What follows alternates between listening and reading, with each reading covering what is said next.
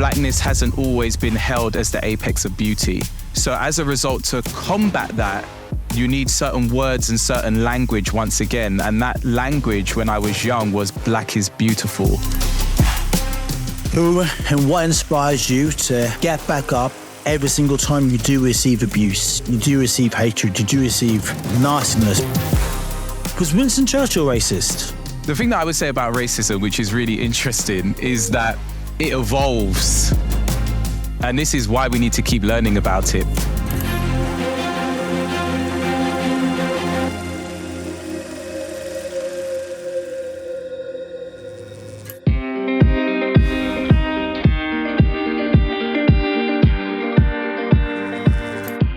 Hey guys, and welcome to another episode of Getting Back Up with me, Anthony Ogogo.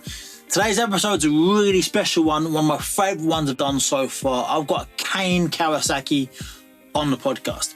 Kayne is a legend. Such a nice guy, extremely talented, extremely intelligent, extremely charismatic. Kayne Kawasaki is a cultural commentator. He's a TED talker. He teaches people all around the world about Black British history and Black global history. He is so funny, so smart, so intelligent. I loved talking to Kayne. This podcast is for everybody. Doesn't matter if you're black, if you're white, please listen to this podcast and learn from this guy. Not just what he talks about, his subject matter, which is so important, by the way. Learn from him and be inspired by him. He's a guy that gave up a really good, honest job as a high school teacher.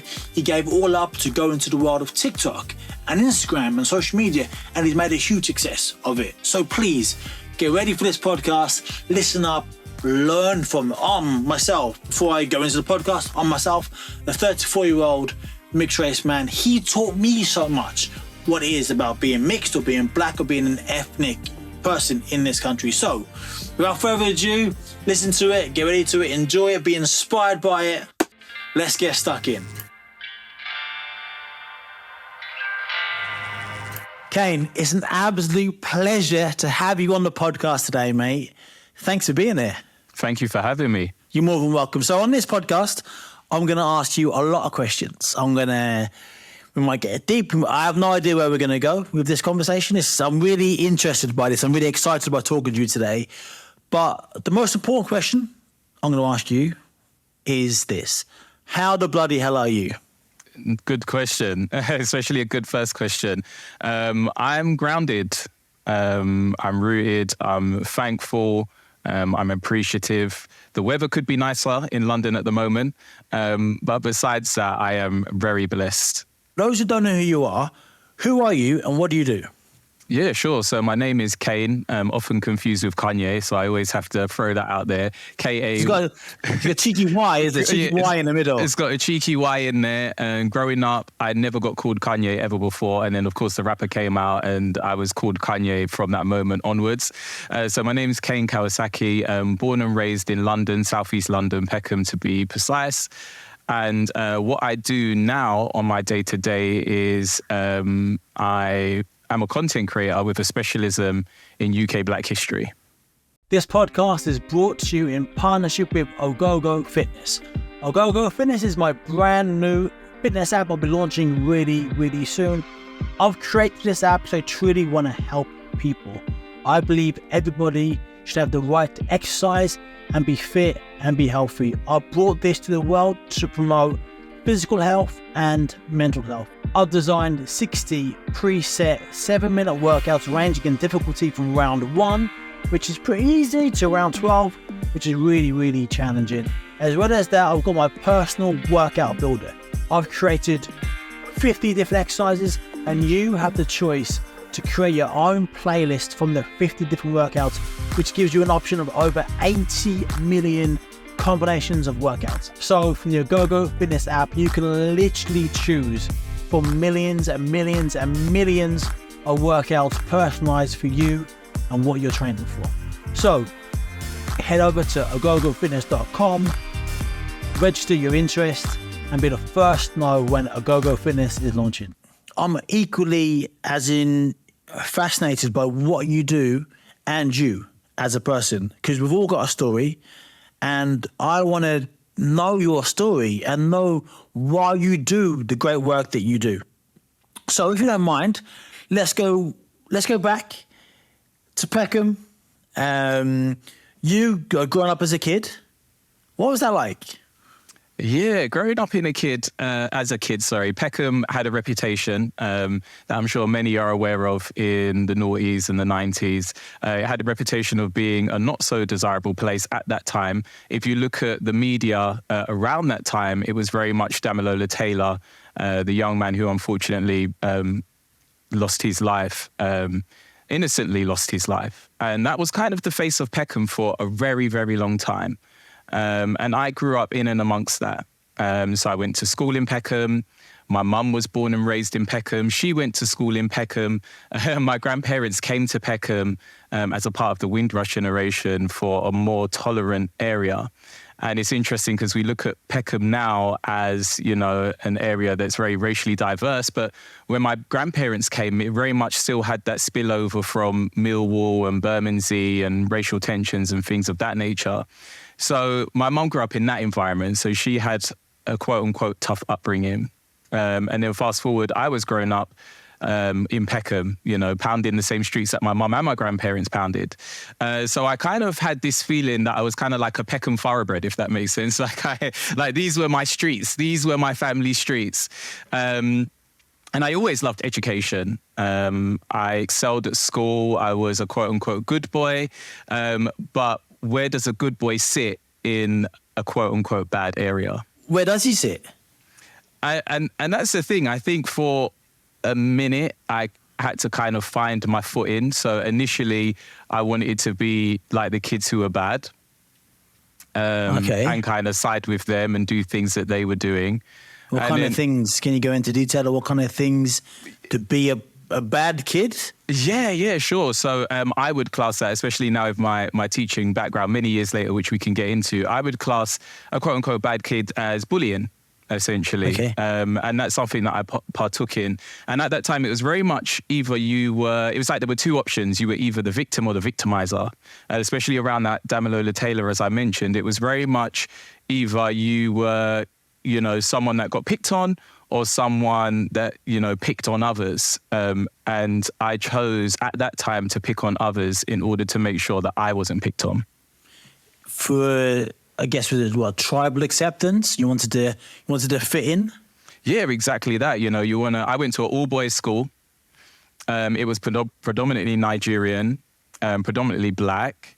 The white kids that were there were like this, like I mentioned, the spillover from South Bermondsey and Millwall. So it almost felt like, although it was very segregated. So I think that I had my upbringing almost like was a microcosm. So, you know, my experience was very black, very Nigerian, and very Peckham. And as a result, it's like, where does a Caribbean kid fit in the midst of all of that? And yeah, I would very much say it was, you know, adapting to my environment and my surroundings. Your heritage, you said Caribbean. Yes. Your grandparents came over in the Windrush generation. Yes. What was that? 50s? Yeah, so I'm not actually sure of the exact time, but I know that my mum and her sister were born in the 60s, mid to late 60s. Mm-hmm. And my grandfather came over from Jamaica, met my grandmother here. My grandmother's from Britain, and they originally met in Rotherham. That was the first black guy she had ever seen in her whole entire life. Rotherham? Yeah. So your grandmother's white? Yeah, so I'm racially, although obviously I'm black presenting, I've got grandparents of every single heritage. So I've got two black grandparents, one Asian Jamaican grandparent and one white British grandparent as well. So nice, man. That's a great mix. Yeah, so, you know, a bit, and also as well, I feel like that gives me a scope of just identity and just a different lens and perspective on things. Having a multicultural family in terms of your grandparents, do you feel like you have an identity or you did not have an identity being from such a mix, a blend? Yeah, unfortunately, rightly or wrongly, obviously we always have to take into the context of the time. When my mum was growing up, her mum told her that she was black. And like I said, context is very important. Like I said, she was born in the mid to late 60s. The term mixed race didn't come about until the 90s. So as a result, she classed herself as black and she had a black experience. And if you ask her now, she would class herself as a black woman. As a result, growing up myself, I know that my experience has been that of a black man, regardless of, the kind of ancestry that I have. I know that I've had a very black experience. I know that when I walk into the room, I hear people's assumptions. They're like, are you Trinidadian? Are you Jamaican? Are you Ethiopian? Are you East African? Very rarely do I get, oh, are you mixed race? Matter of fact, I've never had that ever before in my life. Interesting. We've had... Kayne, how old do you mind me asking, so I can work out? Yeah, 30s, early 30s. Nice. Yeah. Okay, so I'm similar age to me. So I grew up in a small town in East Anglia, Lowestoft. It's a very, very, very white town. In my school, there was me and my sisters and another black family, one man, Nathan Buggs. He was, his mum was Nigerian descent, his dad was Indian. And him and us, that's what it was. So I'm mixed. My dad was not in the picture. My mum raised me and my four sisters on her own. A white woman, her parents helped my grandparents to a white man, white woman helped raise us. So I've had quite a white upbringing. However, you mentioned very eloquently, every single room I walked into from being a kid, I wasn't the white kid. I was the black kid. And that's how people look at me. So it's funny. And then then I started traveling around the country, coming to Crystal Palace, not too far from Peckham, to be England boxing training when I was 14. And then I remember one day in particular, I turned up, and my mum, England just won the Rugby World Cup. And I come from a small town. I've barely left Lowestoft. I come from a really small town, really naive upbringing, and we just won the Rugby World Cup. And my mum bought me a snide, England rugby jersey, about 12 quid probably from the market. And I wore it and we just won the World Cup. And I didn't really care for rugby that much, but we just won the World Cup. I went to England training, and the white lads are sitting and the black lads are sitting together.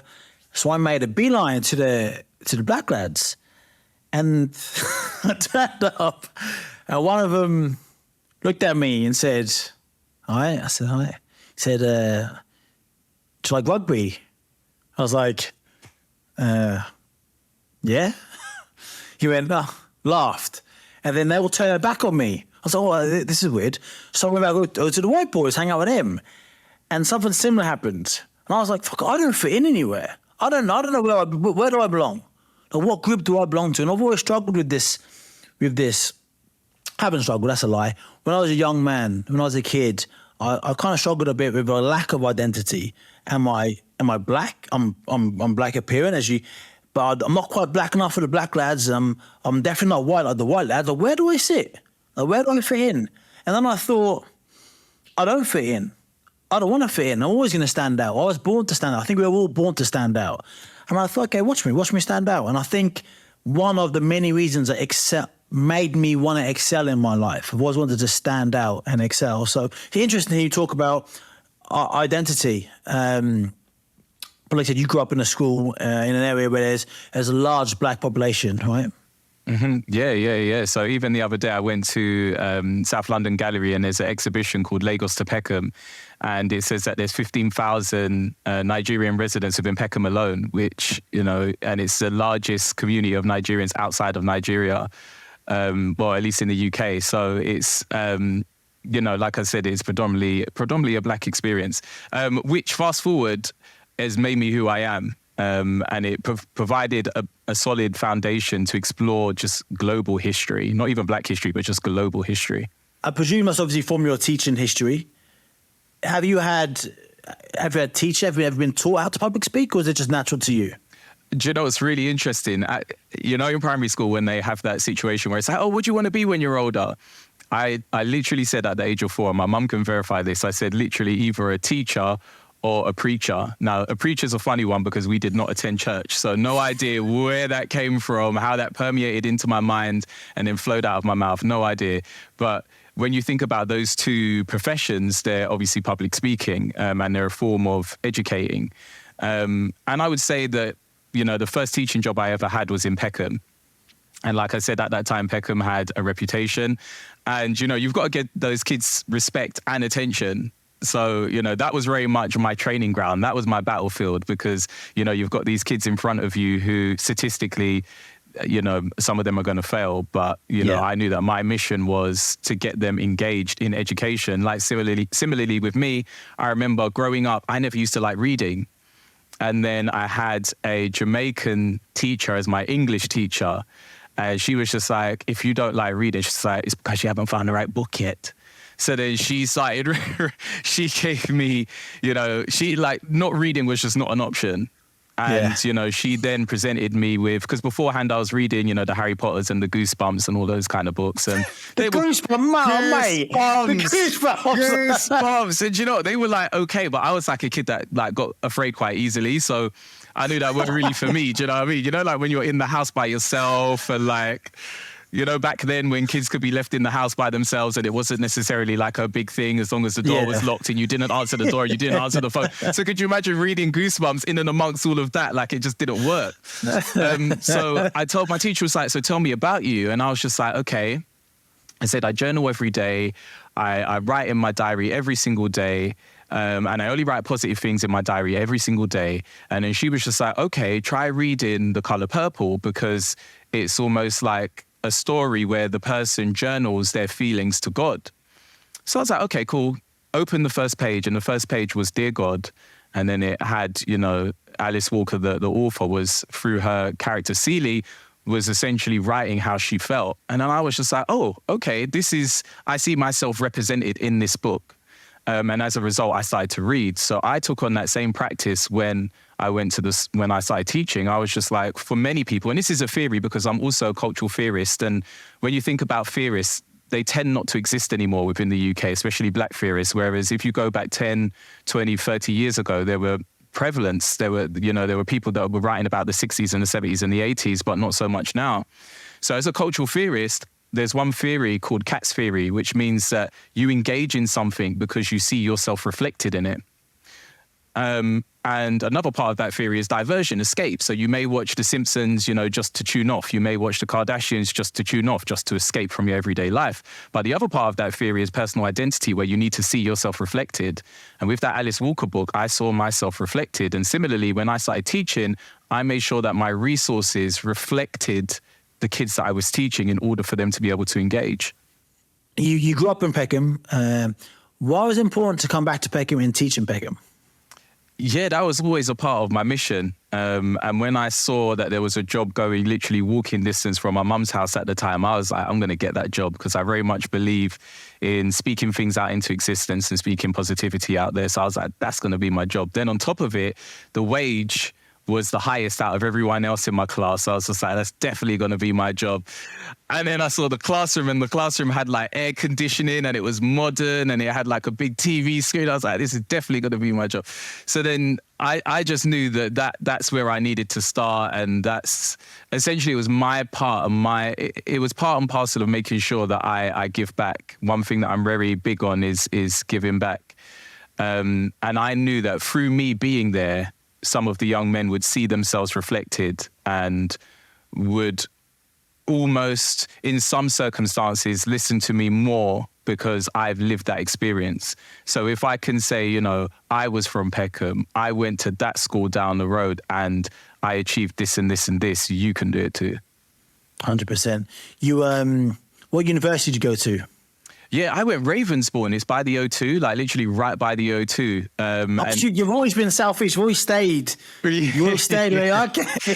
Yeah, do you know, with university, I was like, bun that. When everyone was like all going outside of London and doing all of this, I was like, listen, all the hot girls are in London, I want to stay at mum's, save up as much money as I can. I want to whip around in my Peugeot 106 at the time. It was ruby red with black tints. I was just like, I just want to get my degree as fast as I can and then get back to it. And literally, I graduated a year early, so I graduated within 2 years rather than 3. Wow. Clever boy.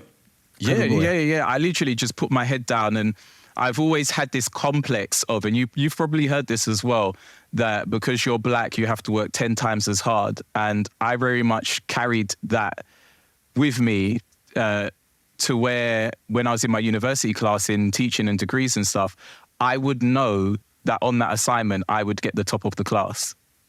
And if the teachers, were reading out from top to bottom or were handing out or saying who the top in the class was, I was like, my name needs to be on that list. Was it instilled at you within that home to work hard, education? Yeah, especially at that time. I know things have changed now, but at that time, like a degree was the thing, especially in my family. No one had acquired a degree as of yet. So it was very much like if you had a degree, you and your family had made it. It was very much like a social status. It almost feels like that was a dream for them that they couldn't attain, but they wanted to make sure that their generations, their descendants, i.e. me, attained. My dad, I was on the England boxing squad for a long, long time, then the GB boxing squad. And I didn't have much to do with my dad growing up, but I'd often see him. He'd come to Crystal Palace to say hello to me or drive me to Liverpool Street to get the train home. And then it's probably about a 40-minute drive from Crystal Palace to Liverpool Street on a Sunday with no traffic. And no matter, I've just been to European Championships, won a medal. The Junior Olympics, won the gold medal. The this medal, the that medal. The World Championships, won a gold medal. And he said, And he says to me, education. Yeah. Education, my boy. Yeah. And he'd always say to me, he'd say, I was going to do a really bad accent then, but that's what the little stutter's about. I stopped myself. And he'd say to me, he'd say, look at Vladimir Klitschko. Look at Vitaly Klitschko. They both got PhDs. They both had PhDs, and they're world champion boxers. He said, that's true success. Like, that's true success. And I was like, Dad, it's really hard being a boxer. It's really hard. You get punched in the head a lot. Always got a headache. Always half concussed. I haven't got the energy to train my ass off to get to the Olympic Games and to do a degree. I just can't. I couldn't do it. But it's just funny, isn't it? What, like you said, like what success is. Success obviously is subjective to the person. And no matter how well I did in my sport, he wasn't that impressed. If I rang him as an 8-year-old, Dad, I got 100% in my spelling test. Oh my goodness! It's the most amazing thing in the world. And you said your dad's Nigerian heritage, right? And that's very much a cultural thing. And when you look at the statistics of the GCSEs, it has benefited that culture in regards to, they achieve quite well in their GCSEs and beyond. But then equally as well, with that same pressure, there also comes, the downside of it is that education isn't for everybody. So it's about, and I feel like the community is moving forward and they're understanding that there's a nuance there in regards to not every single one of your children has to accomplish and go through education. There are other routes as of which they can obtain greatness. As a young man growing up in Peckham, Southeast London, were you different? Did you realise you were different? If you did, when did you realise you were different? Obviously, you grew up, you said, in a really black area. When did you realise you were, I've heard you use this word on your TED Talk, the dominant culture. When did you realise, living in Britain, were you not the dominant culture? Yeah, so it was going from primary school, secondary school, being Jamaican, I was it. So, at that time, there was a lot of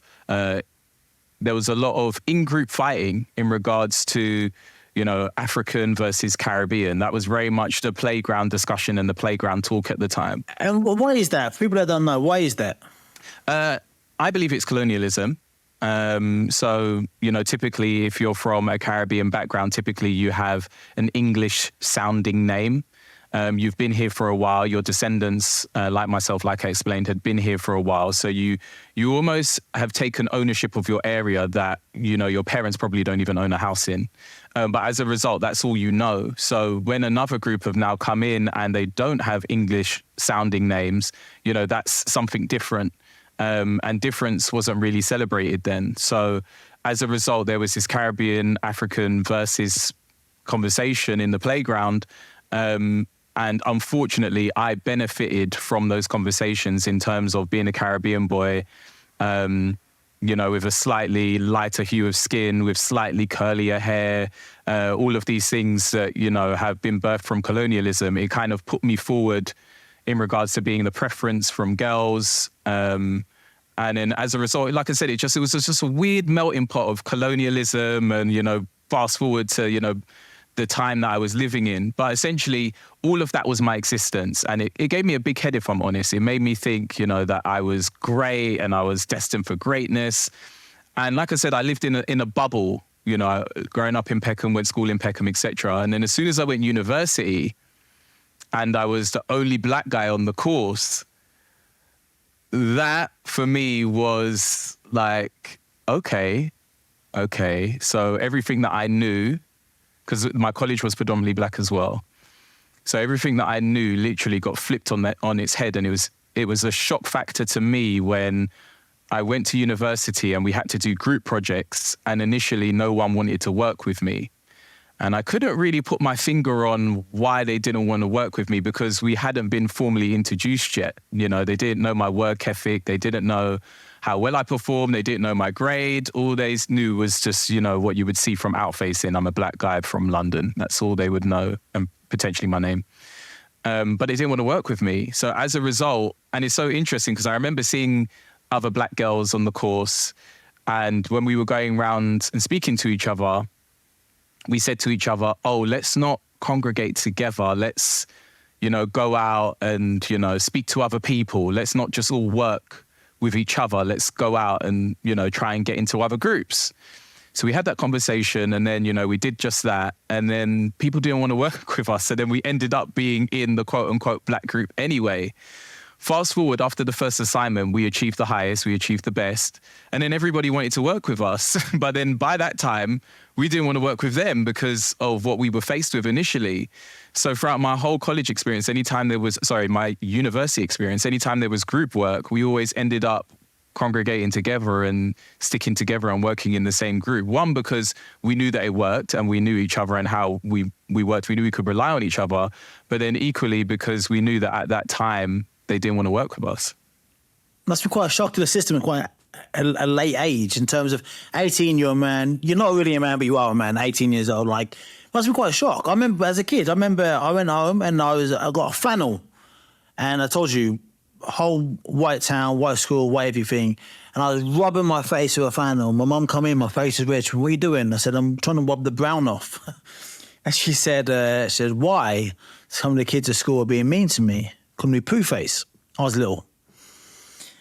And she told me off. She said, don't you ever let anybody tell you that you're not beautiful. Look at you. She said to me, I was little, she went to me, people in Lowestoft's a little seaside town. We didn't go abroad, we couldn't afford to. But she went, every summer, people come to Lowestoft to sit on the beach to look like you, to get brown like you. Don't you ever say anything about the colour of your skin. And I went to school the next day, bold as brass. I walked like goodness me. I Snoop Dogg into the school. I thought, yeah, people go on holiday to look like me, and I loved it. I was very young when I realised I was different. But it wasn't the same for you growing up in a major city. You was more. How was it then, growing up in a big city like London, being a black man, a black boy in the 90s? How was that? Was it difficult? Was it challenging? And what challenges did you face? So at the time, it wasn't challenging, but I think that's because of my foundation. Because like I said, my mum was born in Peckham, so she very much knew the game. She knew the pitfalls. She knew the speed bumps, etc. And she taught me and equipped me for that. But other than that experience in university, my other experience is when I started driving to college at the age of 17, 18. And like I said, I was in my Peugeot 106. I inherited the car. My nan bought me the car for £500 from my uncle, and it had black tints on it. And if I had a choice, even up until this day, any car that I've acquired or got, I never had black tints on there, just purely because of the somewhat, quote unquote, PTSD that I've experienced from inheriting that car that did have tints on it. And like I said, it was a complete banger. It was an N-Reg. It had no power steering. It was not a fly car, but it moved, and that's all that mattered. But in driving that car, I got stopped so many times. Like, it literally was consistent. I would sometimes get stopped twice a day. I would have to carry all my papers with me. And it was just routine. I used to get stopped so much. And at the time, I think I knew the reason, but I wasn't able to kind of verbalize what the reason was, or I didn't know the statistics behind it.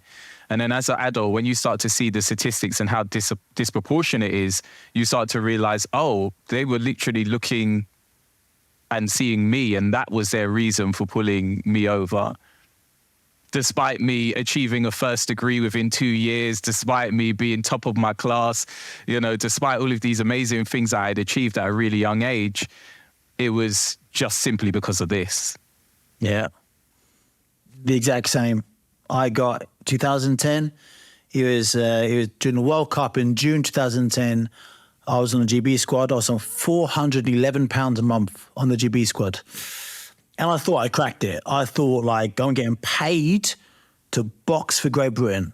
Lived in Sheffield all week, come back on a weekend, and I saved up and I bought a shitty little MGF, British Racing Green. I got it on eBay. It was 1,200 quid. Up for eBay. I got it for 800 quid. So I bought it from a traveller and looked at it, and it was falsely advertised. It was worse in real life than it was on eBay. And I got the train down to Chelmsford to get it. I got stopped that day. I got stopped 9 times from that day in June to December, and I got rid of it in January. Because I was driving a little sports car convertible. It was a bag of shit, but it's my bag of shit, right? We'll talk about this later, I hope. But in 2020, when the Black Lives Matter movement was happening, I live in Brentwood, in Essex now, a very white, affluent area. And also I'm in Atlanta, a very, very, very black city in the US. So like my lives are so opposite, polar opposites. And in 2020, I've got a friend of mine, a lovely man, he's late 50s. He said to me, I went to his house, social distance in his garden. And he said, obviously during COVID, he said to me, I don't get it. Like, what is all this Black Lives Matter stuff? Nicest man in the world. And his wife, Chris, elbowed him. Kevin, you can't say that. I said, no, you can. No, you can say that. That's how we learn. That's how we grow. And I explained to him. And I had to explain to him my perspective and my interpretation of what it meant to me. He had no idea. I said to him, how many times, and this is the thing I said a few things, he didn't really get it. And this is the one, the penny dropped for him. I said, how many times have you been pulled over by the police in your life? A 58-year-old white guy from Kent and Essex in Kent. He said twice. He said, first time, he said, I was really tired and I was driving and I was swerving. He pulled me over. Second time, I ran a red light. I said, so both times you've been caught, pulled over for 2 wrongdoings. 9 times in 6 months having a shitty little sports car. He said, that's racism. Like that's what it is. And he was like, oh fuck, I had no idea. But of course you wouldn't, because you wouldn't know. You don't look for the world through the eyes I look at, for the eyes that you look at, So, but I think it's really important to have these conversations because that's how people learn. Back to you and your tremendous life. I'm really fascinated. Actually, teaching's an unbelievable career, as I said, very inspiring. Can you tell me a couple of things in your 8-year teaching career? Some powerful things that you experienced and you went through. Yeah, sure. I was just thinking about the previous thing that you said, and I'm just going to mention that in regards to that, that's why sometimes lived experience and sharing lived experience is really important. And then equally, I feel like that's where me and my work then comes in. So when the lived experience isn't enough, because chances are there'll be someone that will watch this and be like, well, I've been, there'll be English, British, white, and they'll say, well, I've been stopped plenty of times. And that will be their caveat. That will be their trump card for that conversation. And that's where my work comes in, where I will then dig up the statistics in order to show, hang on, it's actually deeper than just our experience, because it's the experience of many people that look like us. And it's disproportionate when you look at the statistics. So that's one thing that I always make sure that everything that I say is factual and based in statistics and truth, because then you can't have any form of caveat to that. But yeah, in regards to my teaching experience, I taught in schools in predominantly Southeast London, starting out in Peckham. And there was one situation actually that was super, super interesting. And I suppose this is kind of like the story that you mentioned with your dad in regards to education. I had this boy in my tutor class, and he was, very boisterous and very loud and cheeky and mixed race.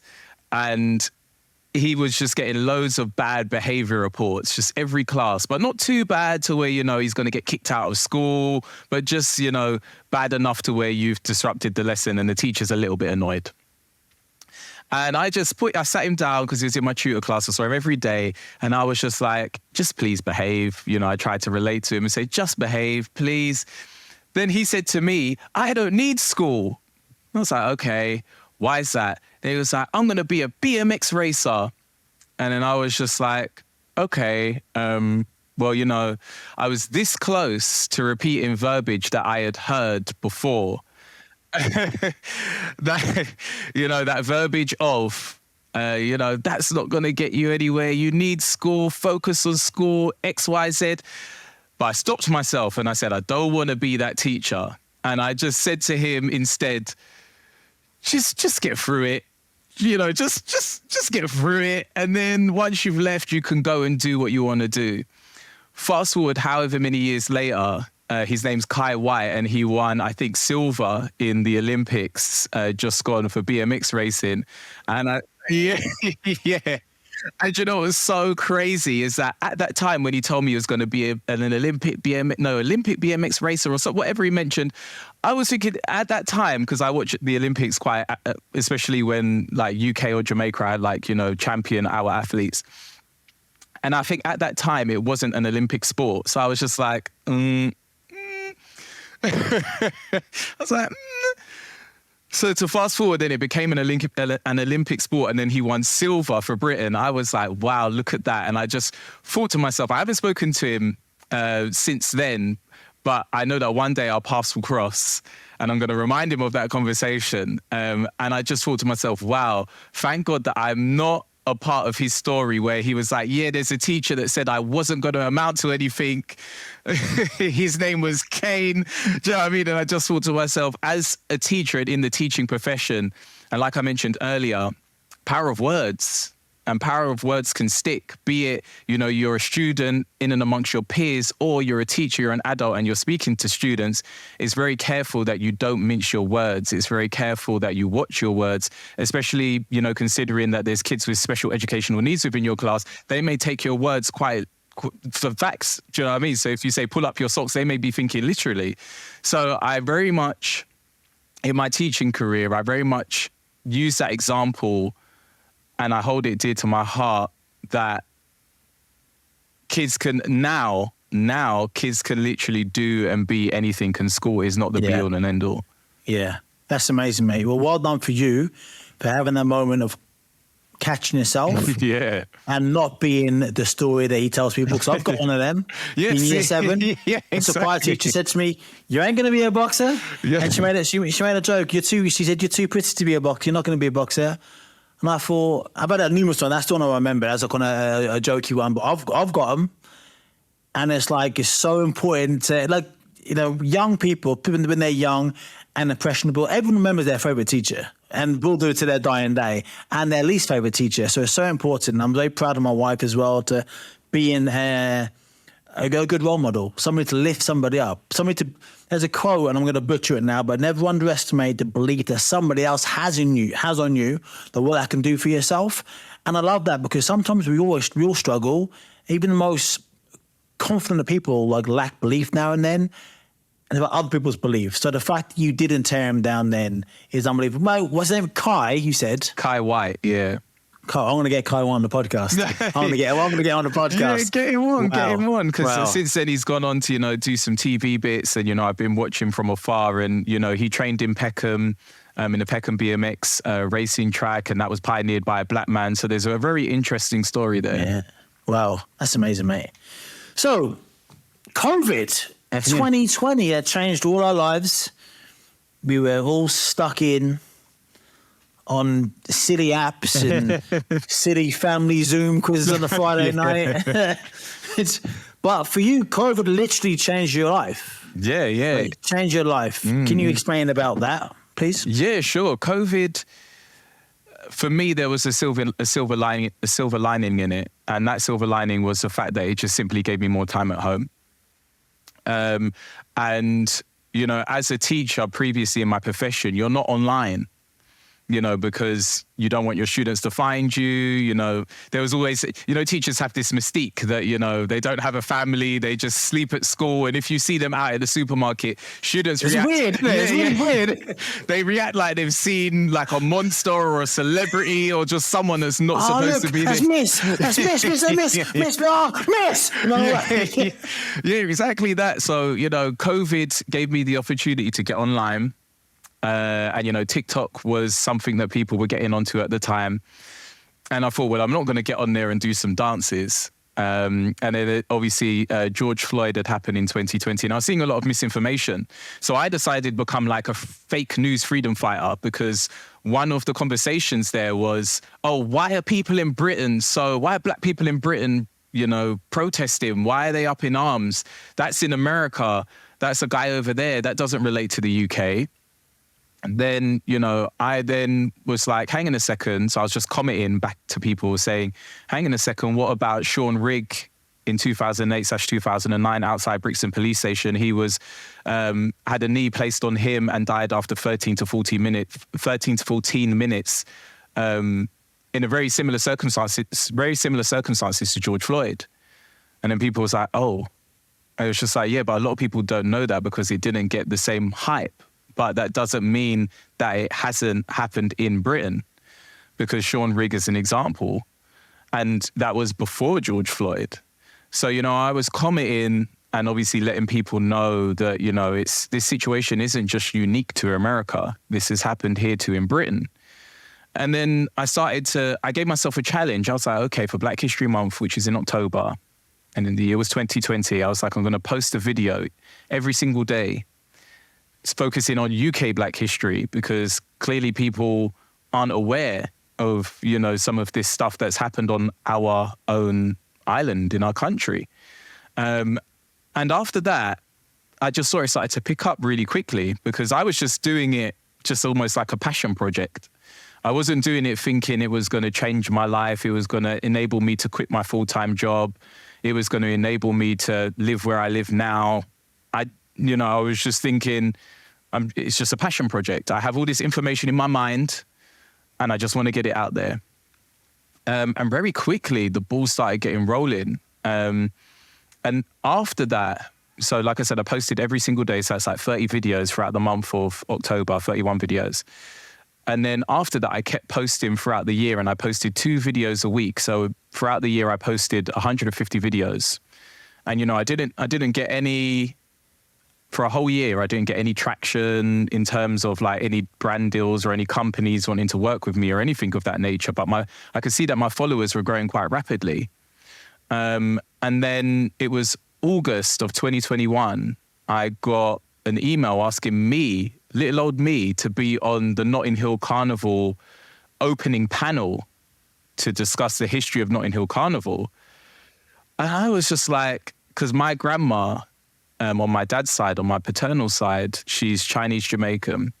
And she had a shop on All Saints Road. And All Saints Road is where the group All Saints, you know, never, ever, have, ever felt. That's where they got their name from. But my grandma had a Jamaican restaurant on that road for years. And she was like really well known in the community.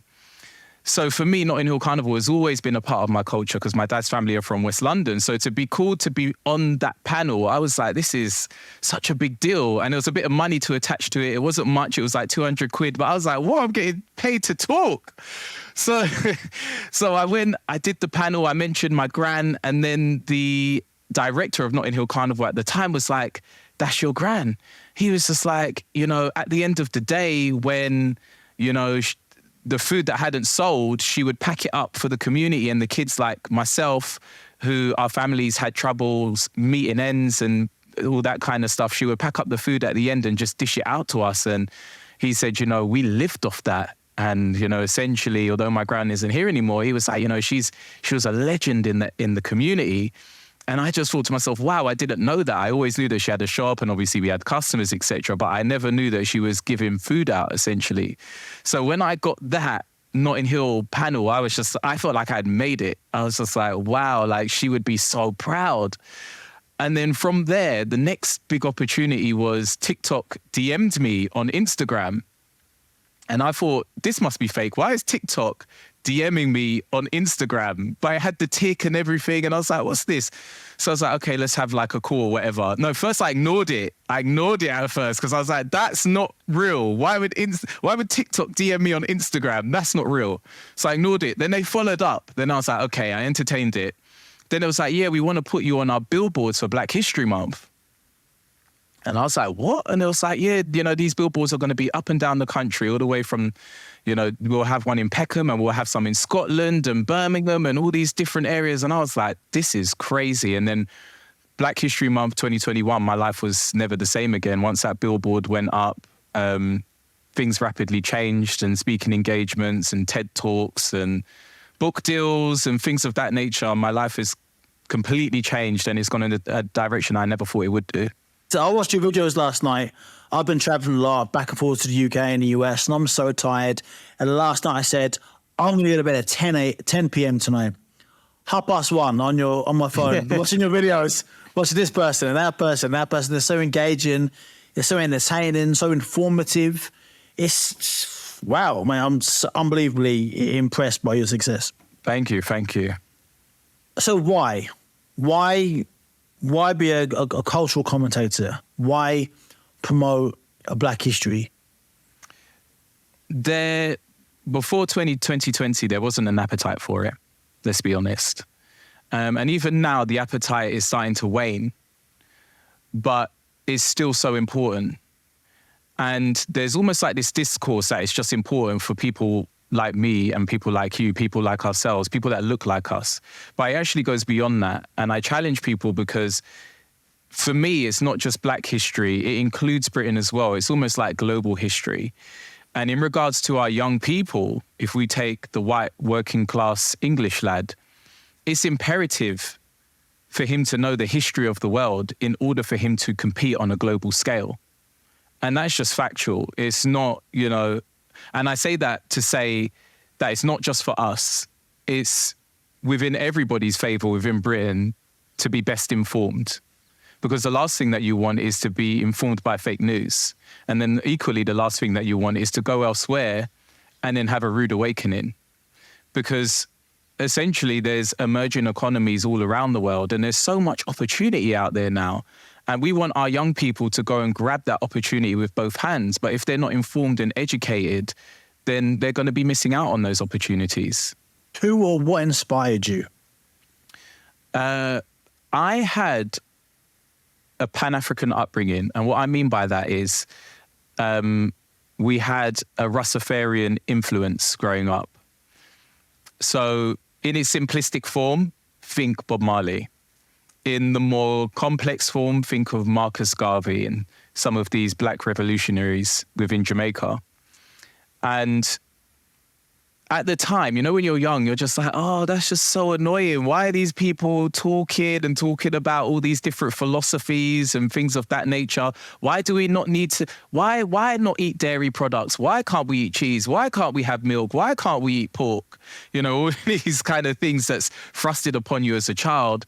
And then fast forward, because we had like an ITEL diet growing up, which essentially is a modern day vegan diet. And then fast forward and see that there's like a vegan diet and, there's validity in it and, whether it's health benefits, whether it's world benefits, however you kind of see it, there's some form of benefit in it. But, that was being preached and spoken to me from very early on. So I was always that kind of weird kid who, when these conversations about race and laughing at people's surnames and all this kind of stuff was going on, that was never my reality because I was always taught that blackness was myself, but then also as well, blackness was for us. I'm trying to find the words to put it that doesn't alienate others. But essentially, blackness for us was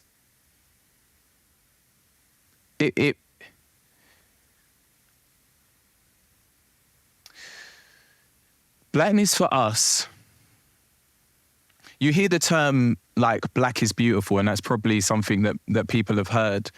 And that may alienate some people. But the reason why it's so important to champion statements like that is because blackness hasn't always been held as the apex of beauty. So as a result, to combat that, you need certain words and certain language once again. And that language when I was young was black is beautiful. Why does that alienate people? Why do people hear that? Why do some people hear that? And I'll go a whole topic on this if we have time to talk about it. Why does somebody hear that and get angry? I don't understand. And I've got in trouble in the past by, I did a tweet a couple of years ago when England did the World Cup, a black excellence tweet. Rashford, Saka scored and I left my phone alone for a few hours, came back, my phone blew up.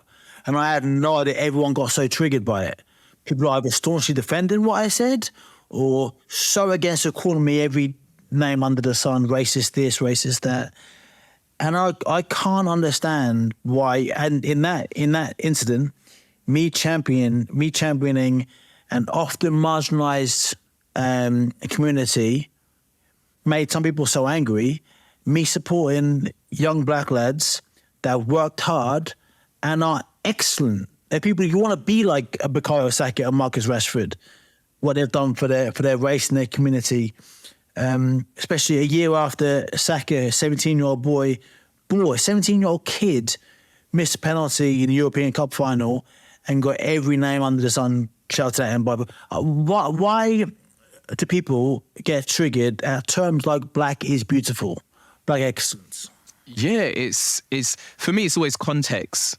So if people just see that black is excellent without any form of context or without looking into the history, they'll be offended. And that's likely because they've been misinformed because they don't have the history. In the work that I do, people are always like, oh, forget about history. Why are you looking back? We don't need the history. History is essentially the roots for me. And then obviously we have the tree and then we have the fruits. So, you saying black excellence, that isn't the root, that's the fruit. That's the end product. That's you saying it because of what has happened. There's roots and the roots are quite dark and the tree has been sprouted, but then we can turn it around and we can still have something fruitful. But in order to have something fruitful, we need to have positivity spoken because this group, like you mentioned, has been marginalized. Like you said, the year prior, these young men were being, taunted online. It was some of the worst racist abuse Twitter has ever seen. So you then saying black excellence, it's almost like a caveat to that. But then I can understand if you just took that one tweet and didn't put it into context, you would say, well, why not hashtag white excellence? And the answer to that is because white, unfortunately, due to the past 400 years that we all know and we've all been taught in school, that's the standard. So you don't need to say it because it's already perpetuated. So as a result, when we say black is excellent, we're just trying to get it back up to the same level where we can no longer talk about race. But we need to remember that, like everyone always mentions, the human race, that the idea of race is a social construct.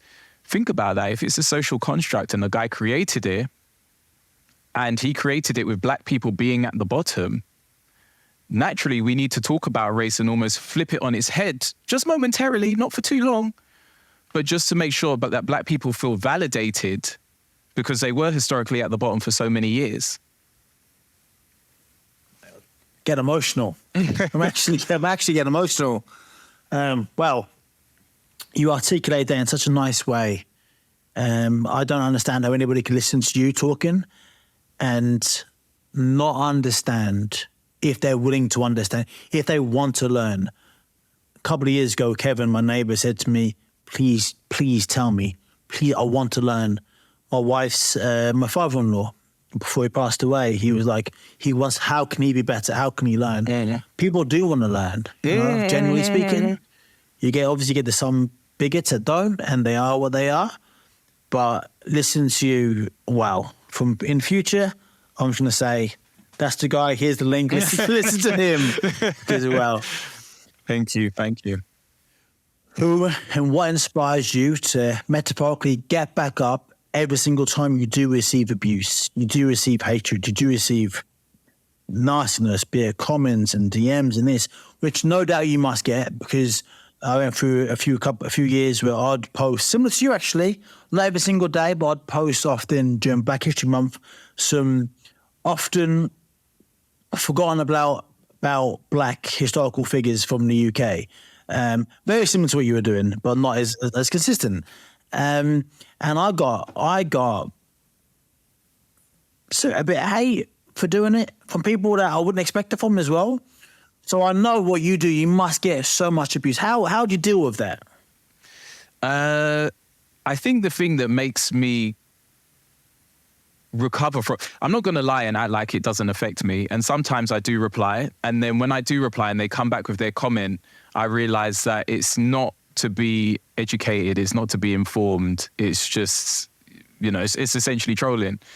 So at that point, they're just a fucking dick, basically. Yeah. So, I'll say, I'm way more articulate than me. I'll say, there's a fucking piece of shit. That's what it is. And so I've been learning to exercise the block button a lot more, especially when I can see it coming. Rather than entertaining it, I just block. But what inspires me to get back up is the positivity, because there is a lot of positive comments. And equally, when I do speak in person, I've never had a bad comment in person. So it's very important to stay grounded in the reality. It's funny how people get very brave. So I guarantee whenever you've spoken, you've gone somewhere and they've gone, fuck this guy. And they don't want to listen to you. And they're thinking in their head, but don't say it in their mouth. They say it on their fingers. But yeah, hopefully, I'm sure you go there and you change people's mindsets. And their perspective and their outlook. And that's the thing I mentioned. I asked you a moment ago, like, why do people get triggered? Because by elevating one, you're not dragging down the other. The other ones, I don't know what people are scared of or what they're afraid of. It's so strange. It baffles me. It really baffles me. But yeah, I'm so glad you do keep getting back up, because what you do, the energy that you put into the world, mate, is appreciated by me wholeheartedly. Almost had me in tears a moment ago. It's just great. Can we play a little game? I want to ask you some questions. And I want to be devil's advocate, okay? And I want to be that very, and again, I don't say this in a negative way. I want to be that very white person from a very middle class or working class background that's never been racially abused and don't get it. I want to try to ask some questions about that. I don't get it. Racism, I don't get it. Why are you so bothered about it? It happened years and years ago. Like, why? What's the point? Yeah, so what I would say to that is...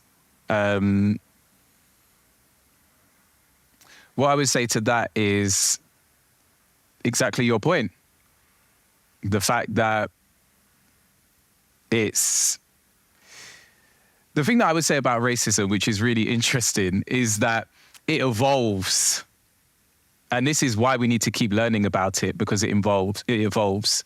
So, for example, you may have the impression that racism doesn't exist within the UK.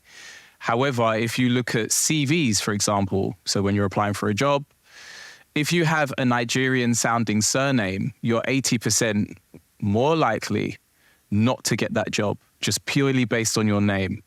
So if you have exactly the same credentials as John Smith, and then you have the name Ademola Adebiyi, a Nigerian name or a Nigerian-sounding name, you got the exact same credentials, you're from the same place, etc. By the way, this is a study done by one of the most prestigious universities in the country.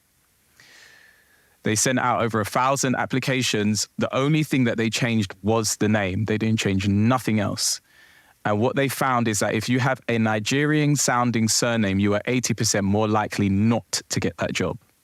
So it's not a matter of if racism exists or if it doesn't.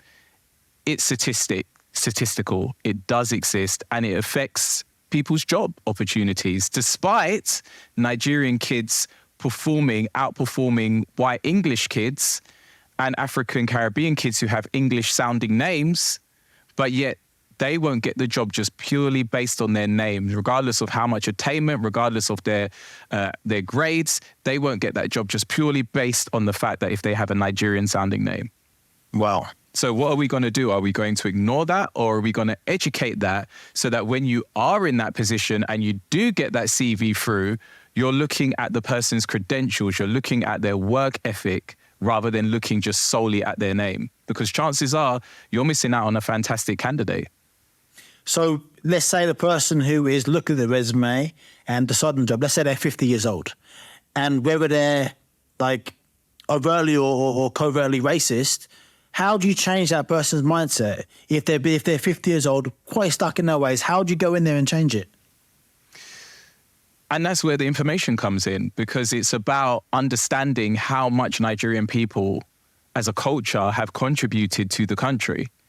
Once you start to understand that, you start to understand, hang on a second, that's not a liability, that's an asset. What are some of the reasons why me, being a 50-year-old white man who would rather give the job to John Smith rather than Anthony Ogogo, why? What is the prejudice? What, if the resume is exactly the same, what is it?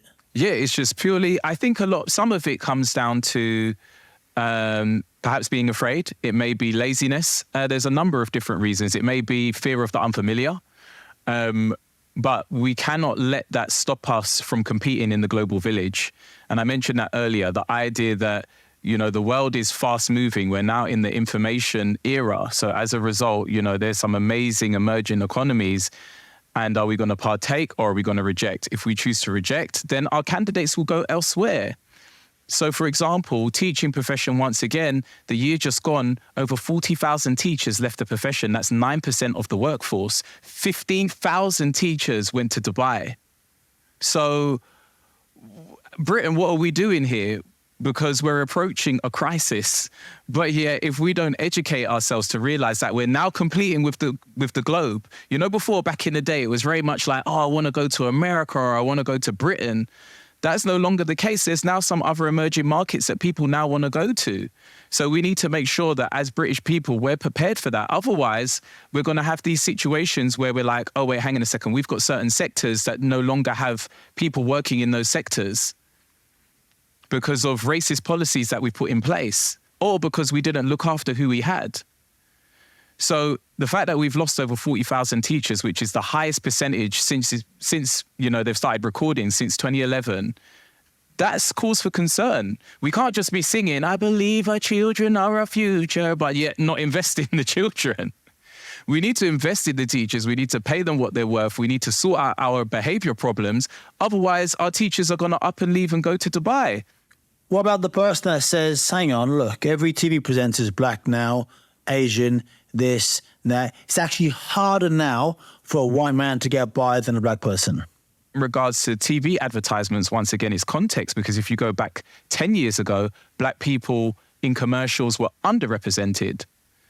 So now Black Lives Matter has happened and we're now slightly overrepresented in some circumstances. And I say some circumstances because that study, you need to be very careful, because although it says that black people are overrepresented on British TV, that includes the commercials for the Sandals holiday, where you see the white couple holiday in Barbados, where there's a black butler carrying a tray and serving white people. That black person in that advert carrying the tray would count as a part of overrepresentation. So it's not just all black people are on TV having, in the most groundbreaking roles that are changing their lives. It could literally be the waiter. So it's not just the fact that black people are being overrepresented and it's glorious. No, the graft is still having to be put in. Yeah. I've got a few questions here. We can just rattle through. I'm really enjoying this talk. I could talk to you forever, as I mentioned to you earlier. Some significant events and milestones in the struggle for racial equality in Britain. Yeah, we all know about Rosa Parks. We all know about Muhammad Ali. It's a big ones in America. And oftentimes you mentioned earlier about the British ones that I didn't know about. It was a Sean Biggs? Sean Riggs, yeah, Sean Riggs. Sean Riggs. I wasn't aware of that. And I'm ashamed that I wasn't aware of that. Obviously, George Floyd. Everyone knows about George Floyd. So some significant events in the UK, the struggles for racial equality. Can you just mention a few that we should know about that we don't? Yeah, sure. So you mentioned Rosa Parks. Equally, like the George Floyd example, people just think, oh, that's just separate, that's just over there. But I would encourage people to check out the Bristol boycotts, bus boycotts that was happening over here. One of the gentlemen that was just involved in that just recently passed away. So that goes to show you that it wasn't that long ago. Equally, it was a similar circumstance, not exactly the same, but similar, where, black people were being marginalized. They weren't being employed for certain jobs. There was a colour bar. And once again, that's something that not a lot of people are aware of, that within Britain, there was an unofficial colour bar. So some places were operating a colour bar, some places were not. And as a result, the Race Relation Act had to be passed within Britain, which made it illegal for any place to have a colour bar. But that was pioneered by a lot of the Windrush generation. So definitely look at Bristol bus boycotts. And then equally, there's a guy called Asquith Xavier. And he broke the colour bar at Euston Station, where essentially they had their own law passed where, black people couldn't work on the trains. But Asquith Xavier fought, he brought it to the highest degree that he could to ensure that black people could work at Euston Station. So next time you're at Euston Station, walk around and look for his plaque, because he's the person that has made it so that black people can work on the trains within Britain. So those are just a few people that people should be aware of. And you've done a video on him as well, haven't you? I have, yeah. I really enjoyed that one yesterday. Can you name some key challenges faced by black communities in Britain during not just time periods in the past, but now? What are some key challenges? And these are for people that don't have it. I'm gonna promote this podcast as a place where people can come and learn. People that actually want to learn. Not once, you and I, not once in the last hour have we tore down a race or a culture. This is just celebrating or trying to even promote the black history.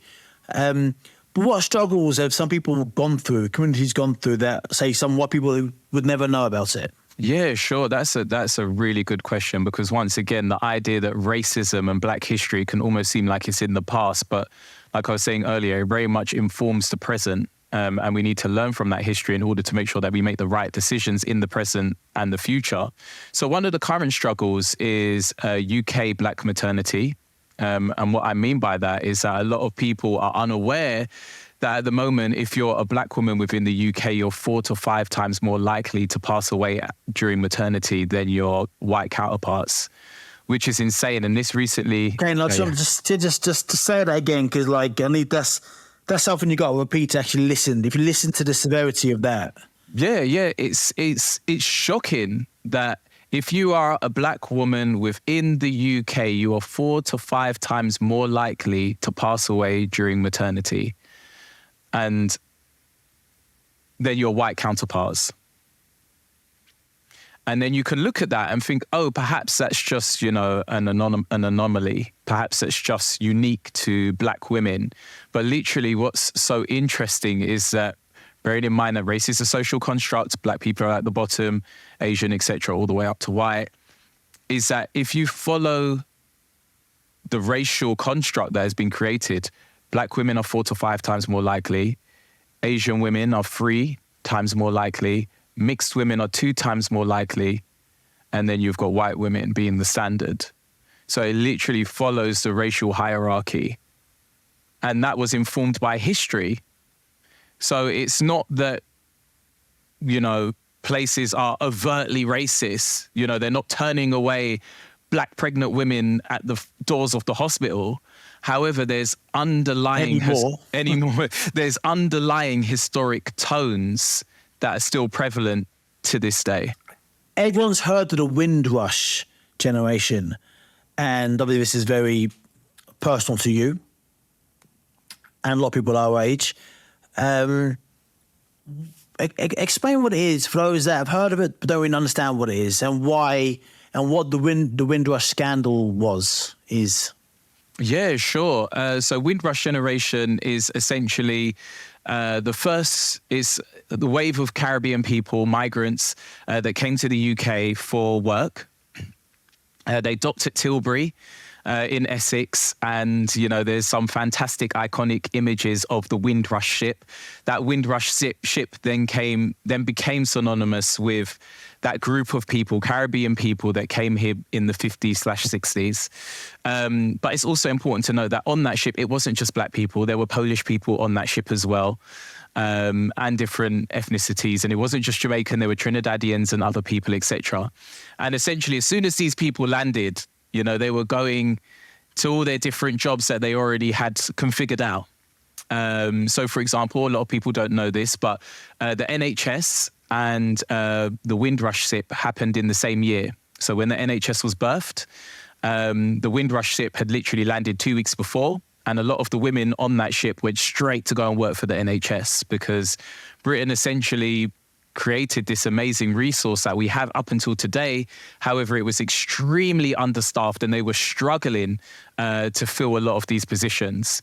And as a result, what they did is they sent some British nurses, some senior nurses, to the Caribbean to basically poach and promote, the NHS and working in Britain. And then as a result, these people were invited over and started to work in our NHS. And that's why you hear the verbiage of, the Windrush generation or Caribbean people, essentially helped the NHS to survive. Because without the labour, it wouldn't survive. And even up until today, we're very much aware that the labour for the NHS is very diverse. And once again, we owe a lot to people around the world for keeping that resource going. So the Windrush generation, for me, are the icons of Britain. I feel like they're a shining jewel of Britain. And I think that there's something that we should all be extremely proud of, regardless if, we're Caribbean or not. Fast forward, because you would assume that that would be the case, when I speak about people like Asquith Xavier, who broke the colour bar, and, these nurses that helped prop up the NHS. Just to kind of put into context, the NHS at the time, they put out a job application, and they needed 700 people for this particular job that they put forward. And when they got responses back, the responses were in the 50s, the 60s, the 70s. So, there was a huge gap, and people weren't going for these jobs. And essentially, this is where a lot of the Commonwealth countries came into play and came over and filled a lot of these roles.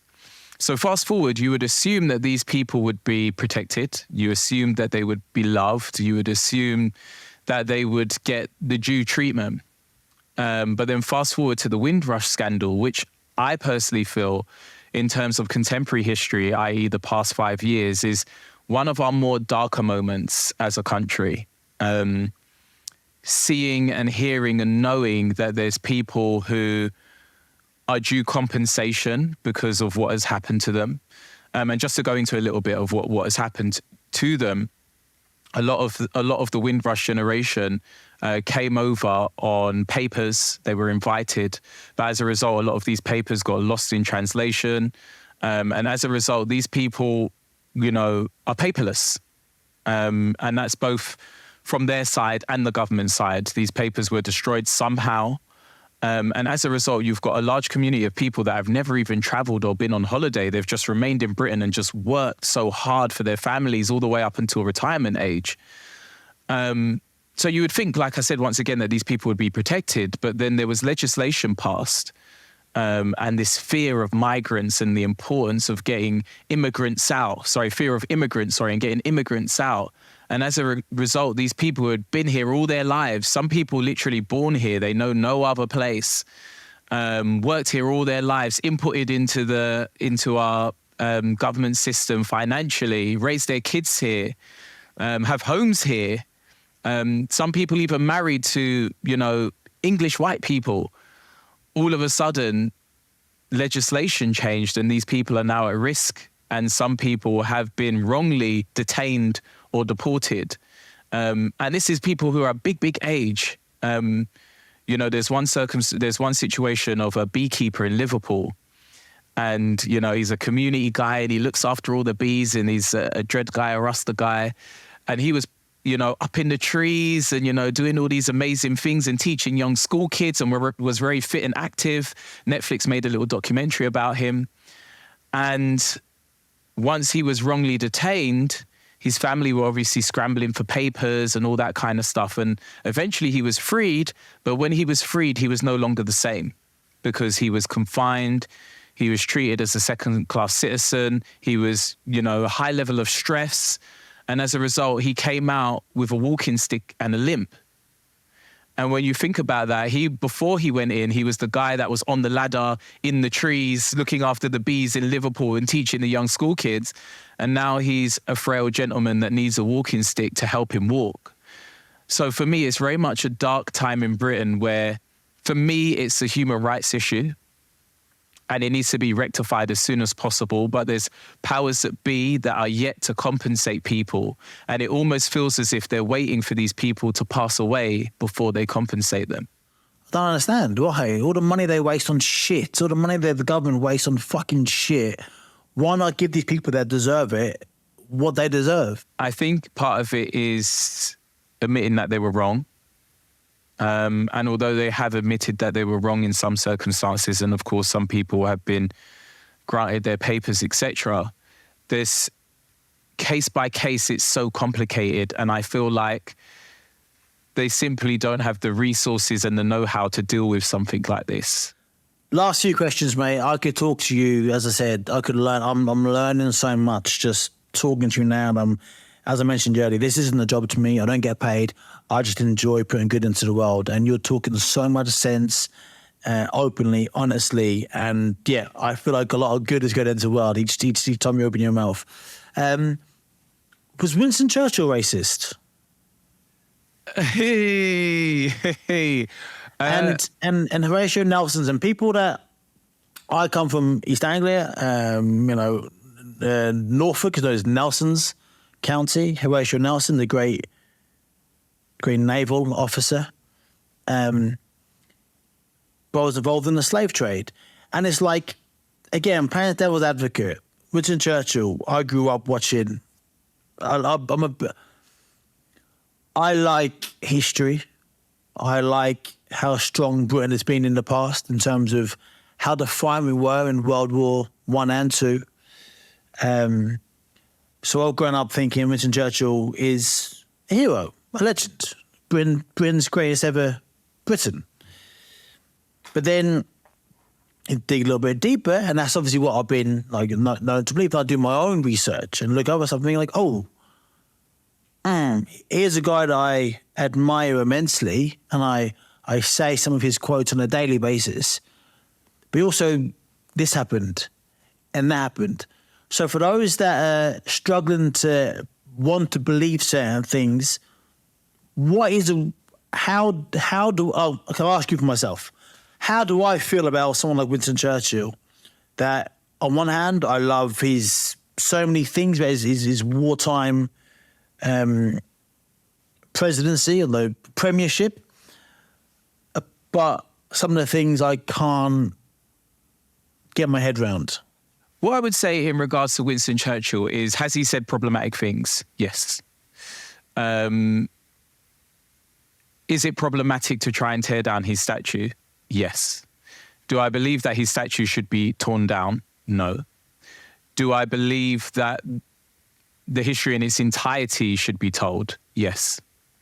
I think that there's very much nuances in these conversations, and I think that context is extremely important.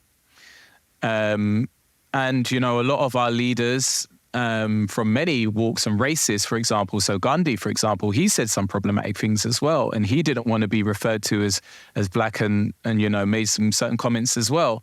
So, and then fast forward to the civil rights movement, and people like Malcolm X once again said some problematic things as well. But context is very important, the context of which they were saying it in.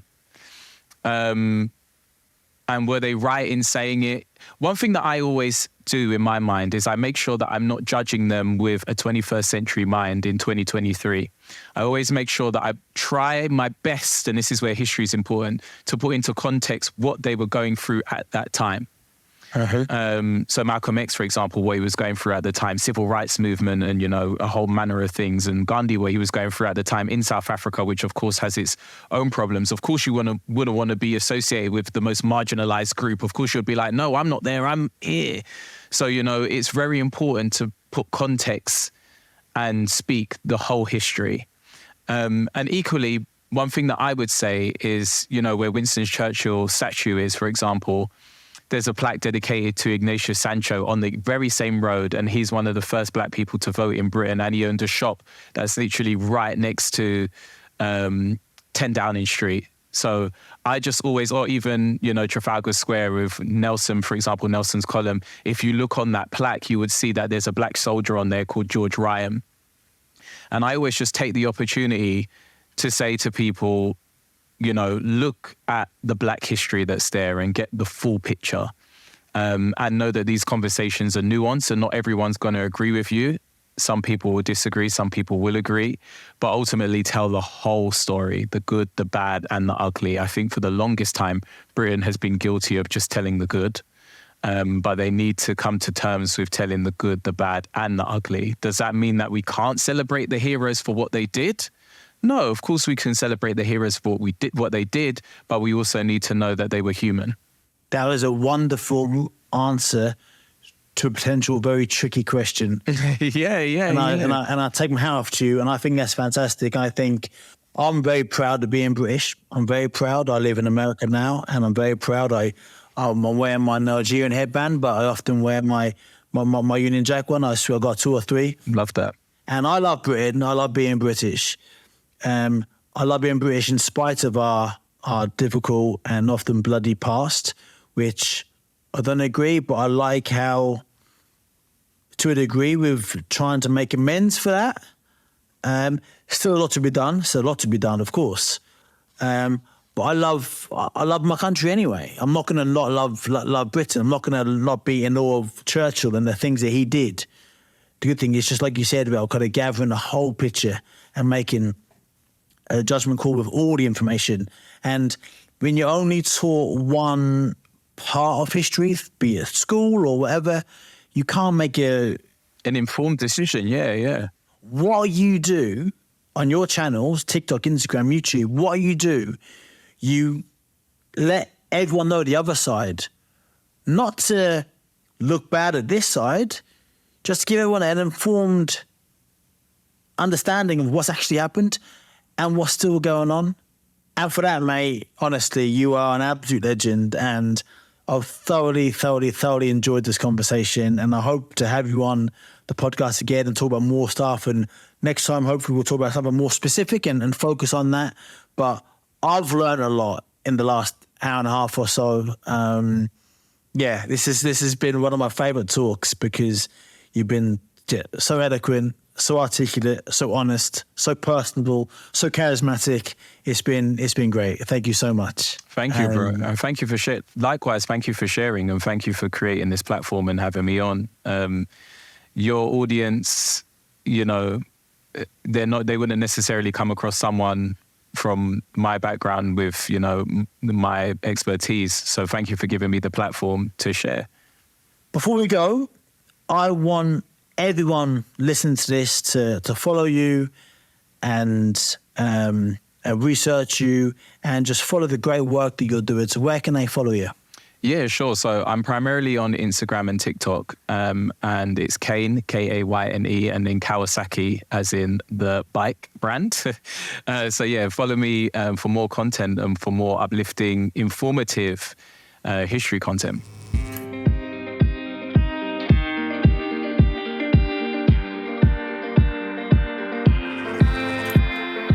Wow, what a fantastic conversation, Kayne. Thank you so much, mate, for coming onto the podcast and sharing your wisdom.